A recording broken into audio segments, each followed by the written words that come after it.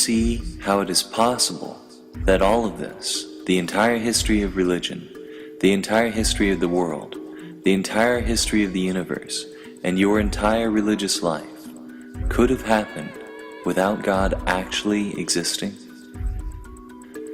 As I read this question, my mind walked through all the arguments I had made for God throughout my life. I had always assumed that the reason my intercessory prayers were not answered with a supernatural frequency was because intercessory prayers contradicted with God's omniscience. I assumed that an omniscient God already knew what was best for me, and that it was me who needed to listen to Him, not the other way around. However, I could see how it was possible that my intercessory prayers weren't answered because there simply was no God there to answer them.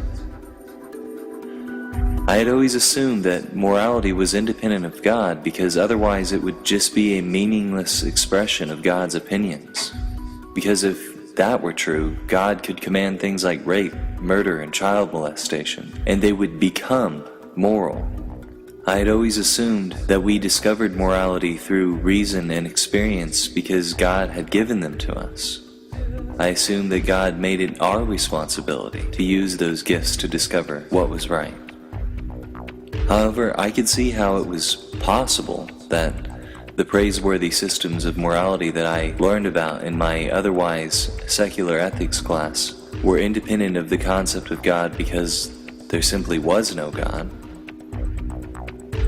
I had always assumed that the reason I'd never encountered any devout Christians who later became atheists was because no true Christian who had seen the power of God with their own eyes could ever become an atheist.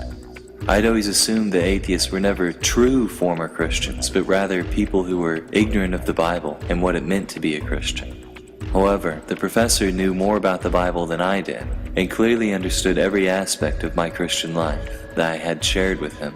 He had been a devout Christian, as confident in his own faith as I was in mine, until he had met Ramon Menendez-Pidal. The professor was someone who clearly had been a true Christian, and clearly and fully understood Christianity, even valued it, and yet, through research and investigation, had rejected it.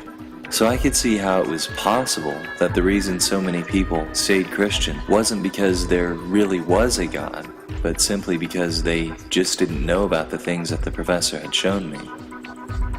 I'd always assumed that the Bible's origins were unknown to academia, and that we had no reason to doubt that it had been inspired by God.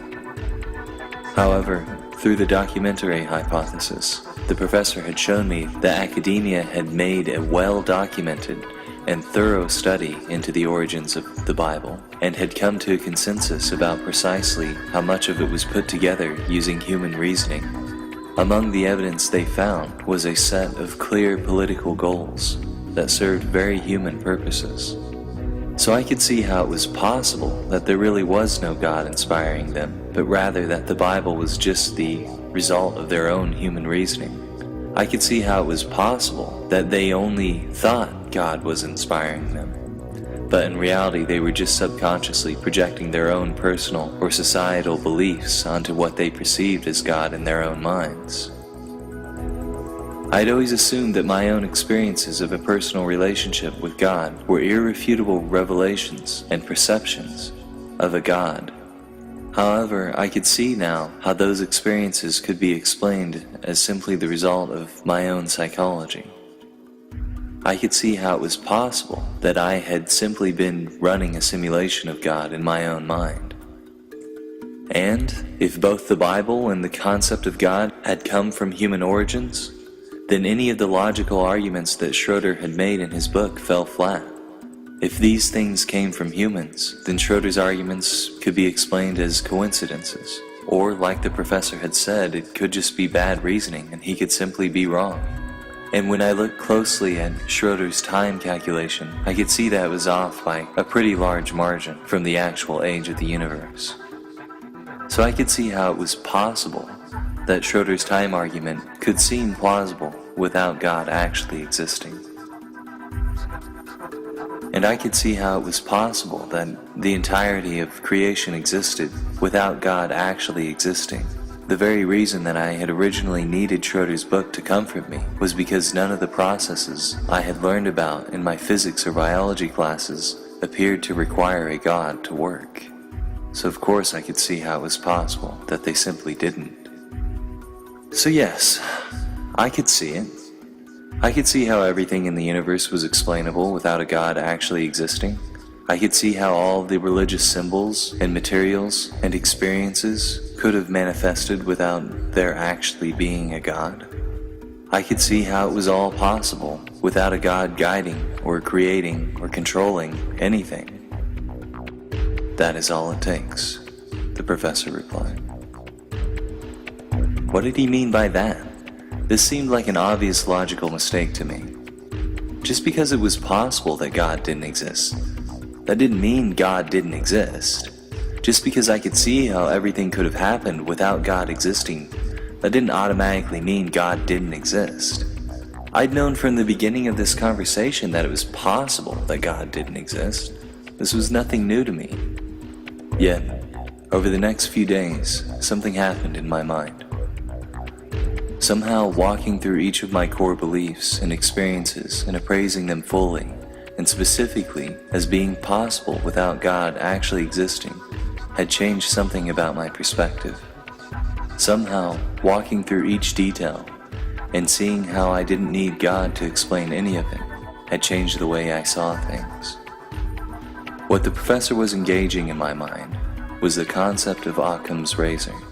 Occam's razor states that, when faced with two opposing explanations for the same set of evidence, our minds will naturally prefer the explanation that makes the fewest assumptions.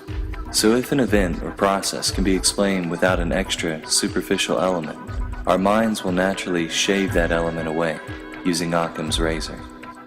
For example, if I heard a loud bump in my closet, I may initially think there's some kind of animal in there, moving around. However, if upon opening the closet I discover that I'd left a box precariously close to the edge of the shelf and that the box is now on the floor, I probably wouldn't think there was an animal anymore.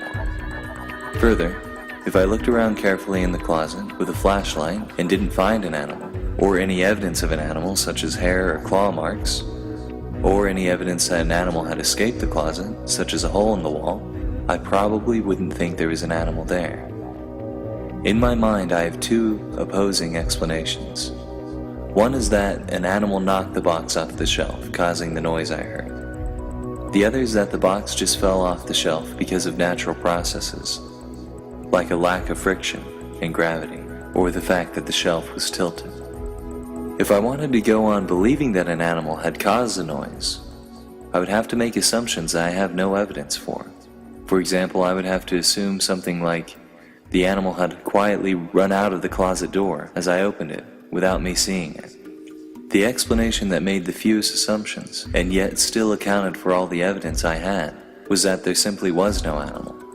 And so Occam's razor would automatically be used by my mind to shave the animal out of the explanation as an extra and unnecessary element.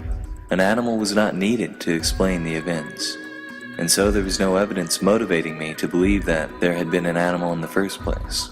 It was still possible that an animal had been there, but I had no reason to motivate me to believe that. And, the professor was implying, the same was true for God. Everything I had described to the professor was explainable using the natural world we all knew existed. So what motivating evidence did I really have for adding God as an extra element to the explanation? What motivating evidence did I have for thinking it was necessary to believe in God?